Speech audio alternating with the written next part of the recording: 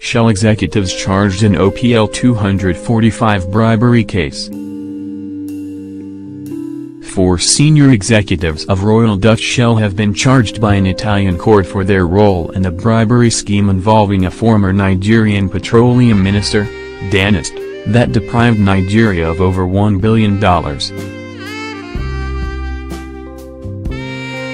Those charged include former executive director for Upstream International, Malcolm Brinded, former vice president of Shell's Sub-Saharan Africa operations, Peter Robinson, and Guy Colgate and John Copleston, former Shell employees and MI6 agents.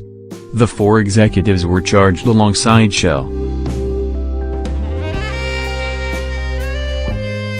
The Milan court's decision came after Shell admitted that it knew that part of its payment of over $1 billion for a Nigerian oil block, OPL 245, would go to former Nigerian oil minister Dan Etete, a convicted money launderer.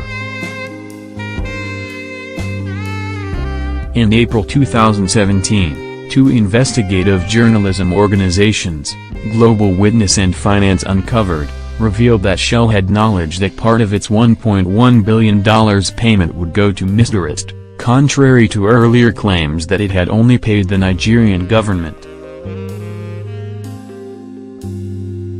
After the report on Shell's involvement in the bribery scheme was published, the oil company took a U-turn and acknowledged that it had dealt with Mr. Etete through his front company, Malibu, in 2007.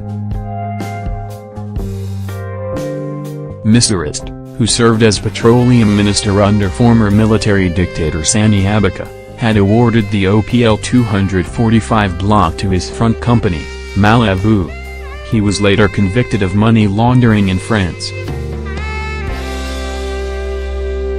In December 2016, the Milan public prosecutor said former Nigerian President Goodluck Jonathan was also involved in the scheme. According to the prosecutor, $520 million from the deal was converted into cash and intended to be paid to Mr. Jonathan and other members of his government.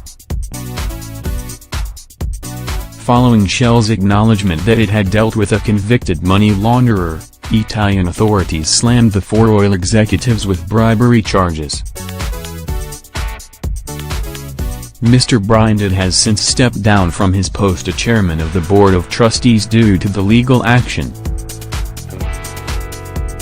This could be the biggest corporate bribery trial in history, and a watershed moment for the oil industry. The top brass of the UK's largest company is in the dock after it finally admitted dealing with a convicted money launderer. There can be no clearer sign that wholesale change is needed. Shell must first apologize to the Nigerian people, then take clear steps to reassure investors and the broader public that this won't happen again, said Barnaby Pace of Global Witness. These charges are a clear signal that it is no longer business as usual for oil companies in Nigeria. It's now time for the Dutch and British authorities to follow Italy's lead and hold their biggest company to account, said Olanrewaju of Human and Environmental Development Agenda of Nigeria.